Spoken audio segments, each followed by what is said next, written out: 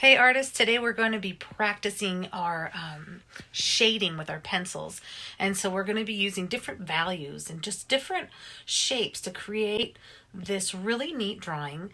I actually have a video linked to another art teacher that I'm going to show you guys. But in this video, real quick, I'm going to show you how we can make a little paper blender tool.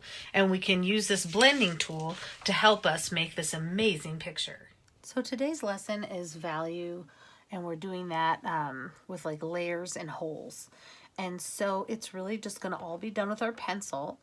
And I'm going to show you a video by another art teacher here on YouTube named Bethany Thiel, and she has an awesome video of value shading and layers. And so I just wanted to show you one thing that I do a little differently than her is once we put all the different shapes on and we start shading, you could shade with your finger, but your finger gets really dirty and it gets kind of messy. So I take a scrap of paper, you know, about the size of the palm of my hand, and you can just rip it like I did, or you can cut it, but you want, you know, just this piece of paper in a rectangle shape. Let me move my picture. And you're going to take this piece of paper and you are going to roll it really tiny, like you're rolling it up like in a tube, but really, really close together. So you're just rolling it really close together in a tube shape. Down, down, down, down, down.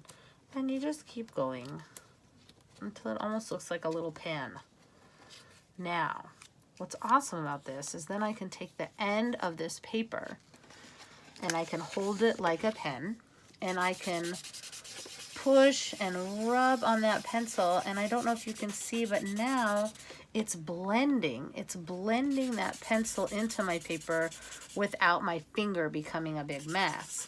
So I can blend, blend, blend. And it's just a really fun tool. And it saves your fingers from being pretty messy.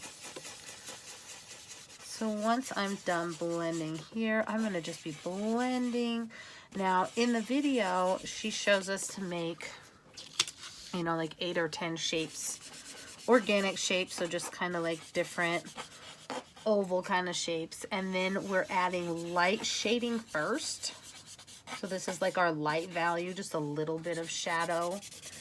And then we add some different shapes on top, and they're going to be darker shadows. So let me get this part done. And so she shows us then that we take our pencil and we're going to have a shape maybe that goes, now I don't want it to go through this white space, so I pick up and I have it come down.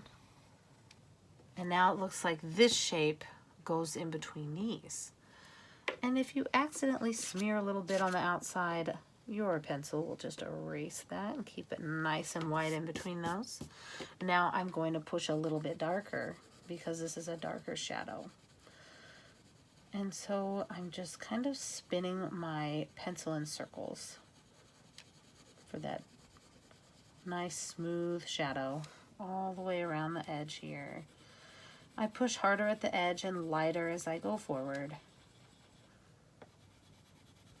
It gets a little bit lighter, lighter, lighter, darker on the edge. And this is just a really fun way to practice with value and how we get those lighter and darker colors, and the picture turns out super cool. So I'm doing that on this side too. And then once I'm ready, I take that tool we made out of the rolled up paper and I can squish that pencil around and really smooth it out. I love the way that's looking. All right, you can see that shadow and then the highlighted area there, and it's just looking really neat.